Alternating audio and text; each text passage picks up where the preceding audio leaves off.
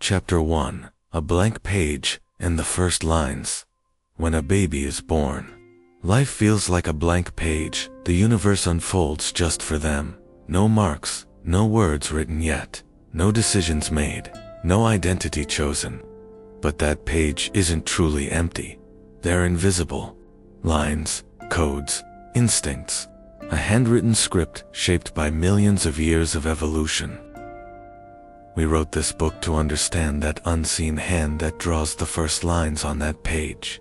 To understand humans not by what they did, but by why they did it.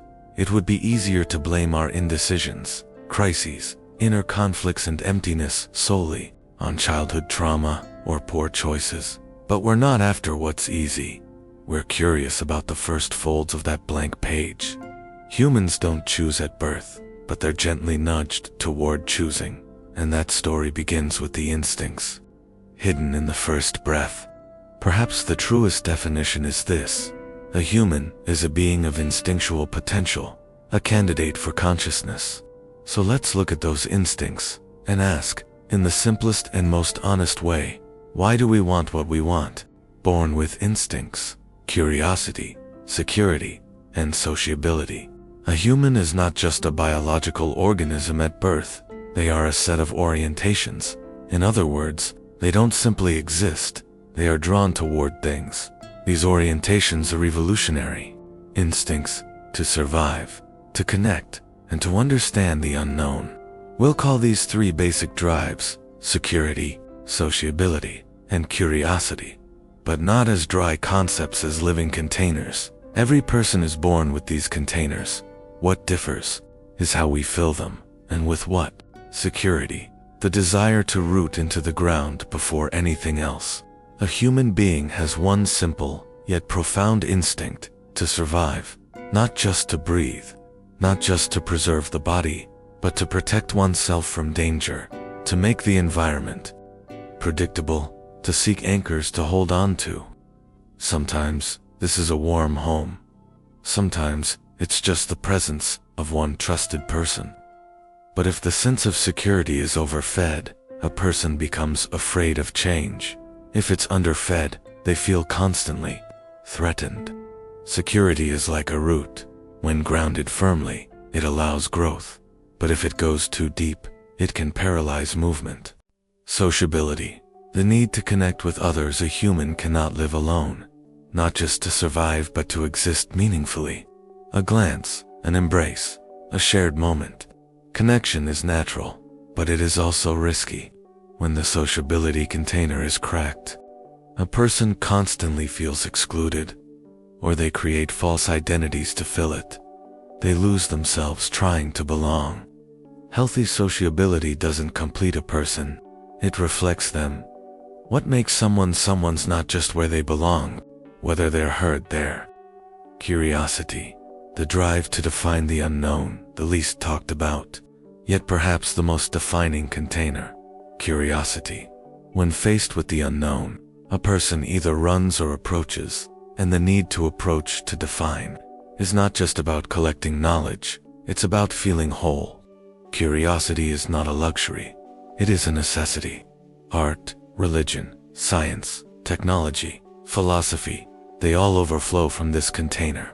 Why does a child keep asking, "What's that?" Why? Because the world is undefined, uncertain, and uncertainty triggers a need for security. That's why curiosity can be seen as both a branch of security and a container of its own. What makes a human meaningful might be this: more than anything, I don't have to know, but I can't stop needing to. What do we mean when we say I? When we say, "This is just who I am," what exactly are we referring to? Most people respond with a personality type, a few habits, maybe a lifestyle. But when you dig a little deeper, you often find that these definitions are externally sourced. Cultural ideals, childhood repetitions, and the habit of seeing ourselves through other people's eyes. In truth, what we call I is less our own voice and more an echo chamber. Psychology tells us the human mind is layered. There are desires within us. There are rules, fears, expectations, and somewhere in between, a part that tries to balance them all. But here's what matters most. This system is not fixed. It is in motion. I is not a single center, but a temporary harmony between shifting parts. Modern psychology, in conversation with neuroscience, describes the self not as a solid core, but as a momentary synchronization between various brain regions. The decisions you make today might differ from those of yesterday's, simply because a different part of you was leading the inner dialogue. So the self is not a constant identity. It is adaptive, shifting, and polyphonic, a moving symphony. And this leads to a subtle trap. Every sentence we use to define ourselves can become a frame that limits us. I'm emotional, you say. And yes, maybe you are feeling deeply in that moment, but that doesn't mean you always will. The language you use to describe yourself can become the very script you feel forced to follow. That's why the self is not something to be discovered. It's something that is constantly being shaped. Traditional societies tried to fix identity in place. Modern ones want it to be flexible, ever-changing. But both extremes carry a problem. One rejects change. The other avoids depth. So maybe this is closer to the truth. I is not a fixed answer, but a question asked over and over again. And perhaps humans are the only creatures who walk toward that question willingly. The highways society builds, and the foundations of our mental landscape. Sometimes you're born into a city where all the roads have already been paved. You think you're choosing your own direction, but every path lies on stones laid by someone else. Society doesn't just shape our behavior, it lays the infrastructure of our mind. Some paths are lined with cobblestones, others are built like highways.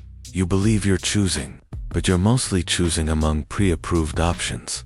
This chapter will gently tap on that illusion, not to break it, but to help you see its borders.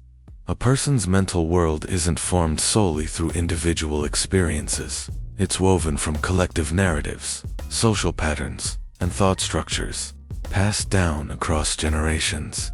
Your language, your sense of morality, even which emotions you allow yourself to feel. To a large extent, these are dictated by society. You grieve because you were taught you should. You rejoice because not rejoicing would be frowned upon. Even morality is not universal, it's a cultural form. And once you realize that, the question becomes heavier. How many of my thoughts truly belong to me? The first cornerstone of this inner structure is language. Language is not just a tool for communication, it's a mold for thought. This is exactly what the Sapir-Whorf hypothesis suggests. The structure of a language shapes the way its speakers think. The way Japanese uses multiple variations of the word I shows that identity is relational in that culture.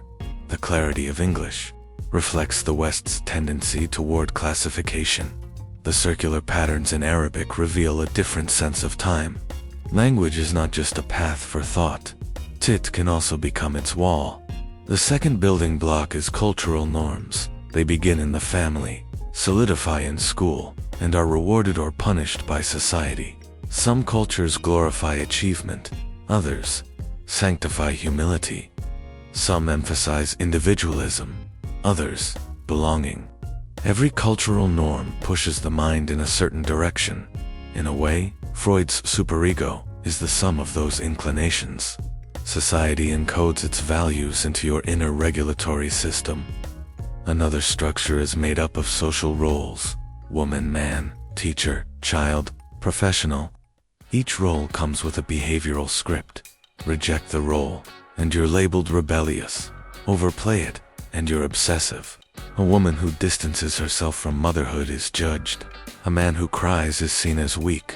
Yet these are not biological facts. They are cultural codes. And with roles, society draws the borders of thought. Finally, we arrive at social ideals. Be successful. Be happy. Be a good person. These ideals are abstract yet powerful. We are born into them and adopt them without question.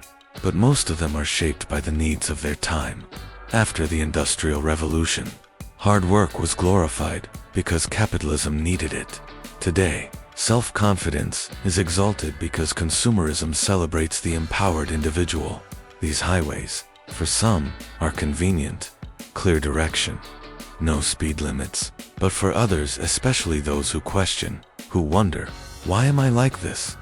These roads become a maze. Some want to leave the highway, maybe take a dirt road, maybe forge a new path, where no road exists. But no matter which way they go, the map of society's roads is always folded in their pocket.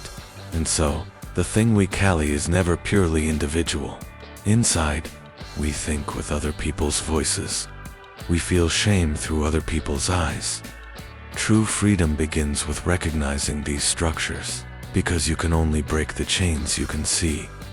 Every day, life lays a blank page before you. Some fear to stain it, others turn it into a story worth reading.